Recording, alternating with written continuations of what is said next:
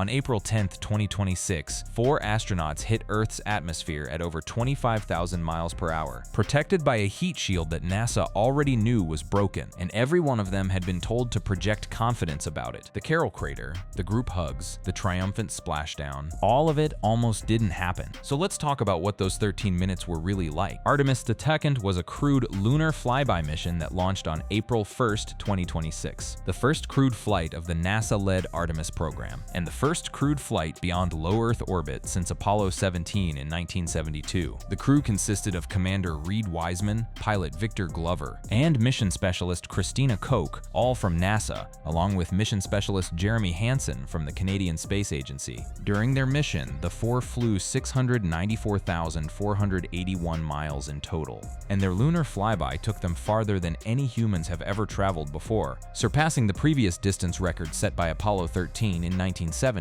History-making numbers. But there's a part of this story that doesn't show up in the celebratory press releases. The Orion capsule's heat shield, the protective layer at the bottom, engineered to prevent it from burning up during the plunge through Earth's atmosphere, had a known design flaw. During the uncrewed Artemis I-test flight in 2022, parts had cracked and broken off during atmospheric re-entry. That's not a minor footnote, that's the single thing standing between 4 people, and temperatures reaching half the heat of the sun's surface. During the unmanned Artemis I mission in 2022, engineers discovered more than 100 locations on the Orion heat shield that had cracked and broken off during re-entry. The shield was designed to melt away, not pop off in chunks. Scientists discovered the culprit was a pressure problem buried within the shield itself. And here's what makes it worse. The capsule for Artemis II had already been assembled. By the time the agency learned about the cracking issue, the very heat shield they'd found defective on Artemis I. The Artemis II Orion spacecraft has a heat shield that's nearly identical to the one that flew on Artemis I.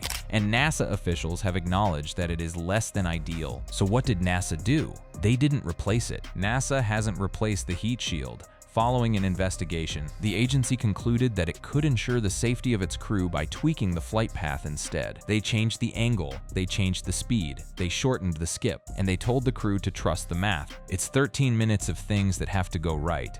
Jeff Radigan, NASA's Artemis II flight director, said at a news briefing, 13 minutes? No plan B, no escape mechanism. There is no escape mechanism that could save the astronauts during this point in the journey. If the heat shield fails, the mission and crew would be lost. And the astronauts in public, they said everything you'd expect. If we stick to the new re-entry path that NASA has planned, then this heat shield will be safe to fly. Wiseman said, safe to fly, confident, resolute. The kind of words NASA trains you to say when the world is watching and the mission can't afford doubt. But not everyone was buying it. Before Artemis II ever left the launch pad, there was a fight going on inside, and eventually outside NASA's walls. And the person leading the charge was not some random blogger or conspiracy theorist. He was one of their own. Dr. Charlie Camarda, a heat shield expert, research scientist, and former NASA astronaut who was also a member of the first space shuttle crew. To launch after the 2003 Columbia disaster, was among a group of former NASA employees who did not believe the space agency should have put humans on board the Artemis II lunar excursion. He was invited to a meeting at NASA's headquarters in January to discuss the issue and review data from the agency's investigations. Camarda said he walked away unconvinced. The agency understood how the cracks in the heat shield could grow or cause a failure in flight. Let that settle in. The man who flew on a shuttle mission in the wake of the Columbia tragedy, a tragedy caused by heat shield damage, looked NASA in the eye and said, "You haven't proven this is safe. The fact that we decided to fly crew on a vehicle with a known defective heat shield is irresponsible, and I am certain no Apollo researcher would have allowed such a decision," Camarda said. NASA has refused to attempt to develop an analytical solution, which could help validate all ablative heat shield failure mechanisms, was enough to guarantee crew safety. Dr. Dan Rasky, an expert on advanced entry systems and thermal protection materials, who worked at NASA for more than 30 years, compared it to being at the edge of the cliff on a foggy day. Rasky, like Camarda, did not believe that NASA should allow astronauts to fly on board the Artemis II Orion capsule. Former NASA engineer Dr. Charles Camarda had publicly warned that NASA didn't fully understand the root cause of the cracking, and that the modified trajectory amounted to playing Russian roulette. And in a January 2026 open letter to Administrator Isaacman, Camarda argued NASA had not fully characterized the risks, lacked a true hardware fix, and estimated a small but non-zero catastrophe risk in some public comments. Now, here's the thing about NASA. This is an agency that has lived through Challenger and Columbia, two disasters that killed 14 people, and were both caused at their core by management overriding engineering concerns. The Rogers Commission investigated Challenger. The Columbia Accident Investigation Board investigated Columbia. Both concluded the same thing. The culture of go fever, the pressure to launch on schedule even when red flags were waving, is what killed those crews. The most energetic voice of public dissent was heat shield expert and shuttle astronaut Charles Camarda, the former director of engineering at Johnson Space Center, who was aghast at what he saw as a repeat of the motivated reasoning that had led to the loss of Columbia and Challenger. And yet, rather than delay the mission by more than a year to install a redesigned heat shield, NASA flew Artemis II with the same flawed design and simply changed how the capsule returned. As one observer pointed out, if a commercial crew capsule, SpaceX Dragon or Boeing Starliner, returned to Earth with the kind of damage seen on Orion, NASA would insist on a redesign and an unmanned test flight to validate it. But for its own flagship program, different rules. NASA Administrator Jared Isaacman acknowledged that this approach is not the right way to do things long-term, and that there is no plan B. The heat shield has to work, Isaacman said. The heat shield has to work. That's the sentence 4 people carried with them into deep space. So what were the astronauts told?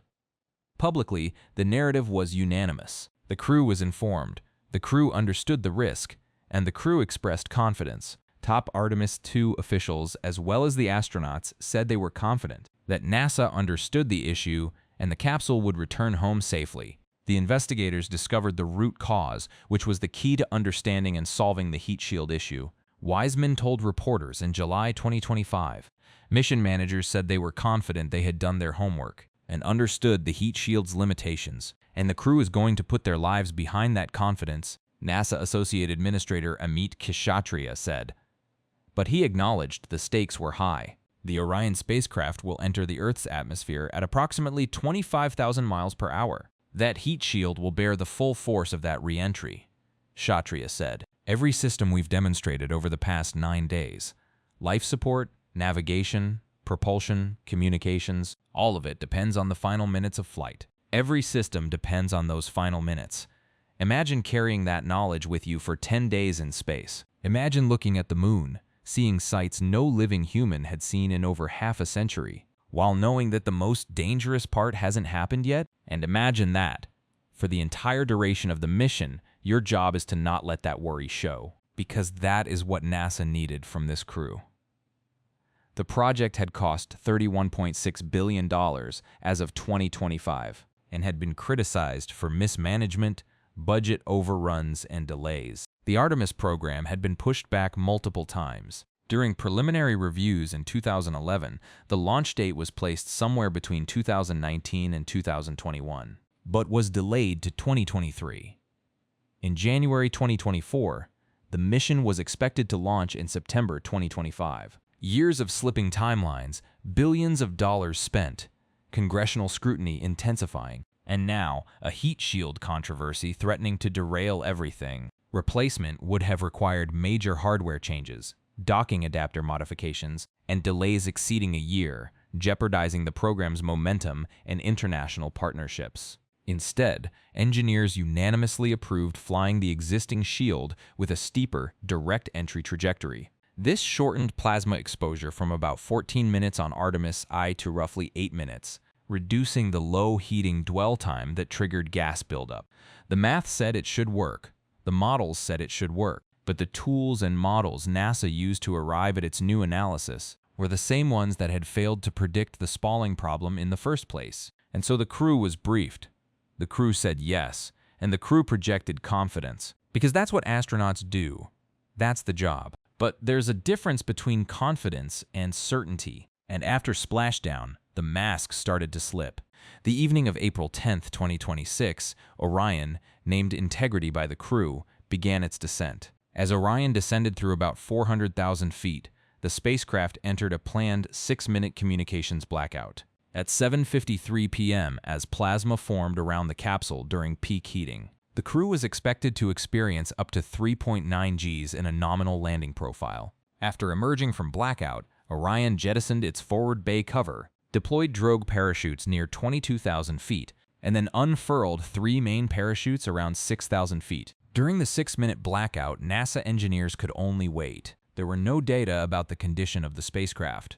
There was no word from the crew. Mission Control stayed ready until the moment when they expected to reestablish contact. 6 minutes of silence. At Mission Control, hundreds of engineers held their breath. Across the world, millions watched the live stream, and inside Orion, 4 people experienced something that words barely capture. "I could tell we were in a fireball," Glover said, describing the plasma outside the spacecraft during atmospheric re-entry. He admitted his first thought was, "Is it supposed to be that big? Is it supposed to be that big?" That's the question a pilot asks when he is surrounded by superheated plasma and isn't entirely sure whether the heat shield beneath him is holding together. That's not bravado. That's a human being calculating in real time whether they're about to die. If you dove off a skyscraper backwards, that's what it felt like for 5 seconds, Glover said, referring to the moment the capsule went into freefall after a set of parachutes broke away. "We came in faster. We came in hot," Wiseman said of the altered re-entry path. Despite the char loss, Wiseman said, looking out the window that whole way in, it was a smooth ride. But here's the detail that matters. During the post-flight news conference, the astronauts said they believe they saw a moment of char loss, an instance in which the heat shield may have had portions become dislodged. Char loss on a heat shield they already knew was flawed, during a re-entry designed specifically to prevent exactly that from happening. Certainly when we went up to the vehicle, there was a little bit of char loss on what's called the shoulder, which is kind of where the heat shield meets the structure of the cone shape of the spacecraft. But the bottom, we leaned under and looked at the bottom of that thing. And for 4 humans just looking at the heat shield, it looked wonderful to us. Wonderful. That's a word doing very heavy lifting. Because while Wiseman was saying wonderful, space observers had noticed a large, unusual-looking white patch on the otherwise dark and scorched heat shield. The patch drew attention because it looked like it could be a sign of damage. NASA Administrator Jared Isaacman responded that the white spot was consistent with the agency's expectations. No unexpected conditions were observed, Isaacman wrote, adding the discoloration corresponded to the heat shield's compression pad area. No unexpected conditions. That's the language of an agency that had spent years preparing its messaging for exactly this moment. The question is whether no unexpected conditions means everything went perfectly, or nothing went worse than the worst we already knew about. And tensions were especially high during their final descent, because the spacecraft had a known design flaw in its heat shield. NASA is still investigating the details of the shield's performance. Still investigating, as of right now, days after the mission ended, NASA is still examining how the heat shield actually held up. Through all of this, the flawed heat shield, the political pressure, the calculated risk, the fireball of re-entry, there was something else happening on Artemis II, something that had nothing to do with engineering or politics, something that reminded the world why we go to space in the first place. Canadian astronaut Jeremy Hansen radioed to Mission Control that the crew wanted to honor their mission by naming 2 craters on the moon. One of the craters was dedicated to the wife of Artemis II, Commander Reed Wiseman, Carol Wiseman, who died of cancer in 2020 at 46. We lost a loved one. Her name was Carol, the spouse of Reed. The mother of Katie and Ellie, Carol Taylor Wiseman, died in May 2020 after a 5-year battle with cancer. Born in Virginia Beach, Virginia, she became a pediatric nurse practitioner and a school nurse. Carol Wiseman dedicated her life to helping others as a newborn intensive care unit registered nurse. NASA wrote, the crew's proposal to name a lunar crater after Carol Wiseman wasn't a NASA directive or a pre-planned publicity moment. It was a quiet, deeply personal gesture conceived by Wiseman's 3 crewmates, Hansen, Koch, and Glover, who approached him before launch. When Wiseman spelled Carol's name during that now famous moment, he was overcome with emotion and saw that Hansen was trembling and Koch was crying. That was kind of the pinnacle moment of the mission for me. That was, I think, where the 4 of us were the most forged, the most bonded. All 4 astronauts floated toward each other for a hug and stayed locked in a group embrace as Mission Control observed nearly a full minute of silence. Integrity and Carol crater, loud and clear. The voice on the other end ultimately responded, "Thank you." The crater is near the boundary between the moon's near and far sides, allowing it to be seen from Earth at times. Hansen called it a bright spot on the moon. As a widower, Wiseman had been upfront with his daughters about the risks of his job. "I went on a walk with my kids and I told them, here's where the will is, here's where the trust documents are, and if anything happens to me, here's what's going to happen to you," he said at a NASA news conference. Think about that. A single father of two, walking his children through his final wishes, then climbing aboard a spacecraft with a known defective heat shield, flying farther from Earth than any human in history, and then coming back through the fire with nothing but math and hope between him and oblivion. After splashing down, Wiseman requested a visit from the ship's chaplain, despite not being a religious person. "When that man walked in, I'd never met him before in my life, but I saw the cross on his collar and I just broke down in tears." It's very hard to fully grasp what we just went through. When the hatch opened, Coke said she was completely overcome. "I just screamed. I was so happy. It was just pure elation and just a visceral emotional reaction to not only being home, but people there coming to us and bringing us out. Just unspeakable joy." When the sun eclipsed behind the moon, I turned to Victor and I said, "I don't think humanity has evolved to the point of being able to comprehend what we were looking at right now, because it was otherworldly and we are bonded forever, and no one down here is ever going to know what the four of us just went through. And it was the most special thing that will ever happen in my life. No one down here is ever going to know."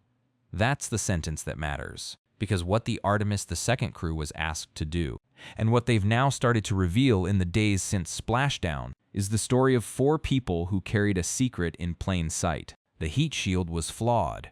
Everyone technically knew it, but the crew was expected to project confidence, to keep the world's attention on the triumph rather than the terror, to be the calm voice over the radio while sitting on top of a known problem with no fallback. Victor Glover acknowledged the risk head-on during the mission, noting the heat shield and parachutes are systems with zero fault tolerance built in. Zero fault tolerance, meaning there's no backup. It works, or it doesn't. Glover recalled the moment of splashdown as spiritual, uttering a simple yet profound welcome back to Earth. During their lunar journey, the crew decided to propose naming one of the moon's craters after Wiseman's late wife, Carol. Wiseman called this gesture the pinnacle of my entire life. The mission's success validated NASA's rationale. As Isaacman noted, this wasn't the right way long-term, but for Artemis II, it delivered 4 astronauts home safely. They made it home. The math held. The heat shield, flawed as it was, did its job. Post-flight imagery revealed uniform charring, precisely what engineers hoped for. The crew splashed down safely, parachutes deployed flawlessly, and recovery teams confirmed the shield's integrity. NASA has since confirmed that Artemis II will be the final flight of this specific heat shield iteration. Future missions will incorporate design changes. That last detail is important. They're never flying this heat shield design again. The one they told the crew was safe to fly. They retired it immediately after the mission. And yet, 4 people trusted it with their lives. When we came home, we were shocked at the global outpouring of support, of pride, of ownership of this mission. That's what the 4 of us wanted. We wanted to go out and try to do something that would bring the world together. Wiseman's daughter, Katie, reflecting on the crater naming, called it completely unreal. She was the funniest, most kind, and beautiful mom on this earth, and will now not just be part of history, but etched into the moon itself for all of eternity. 252,756 miles from home. A broken heat shield, a dead wife's name etched onto the moon, and 13 minutes of fire to get back. That's what NASA asked them to carry and keep quiet about for the sake of the mission. They carried it, and now, piece by piece, they're telling us what it was really like.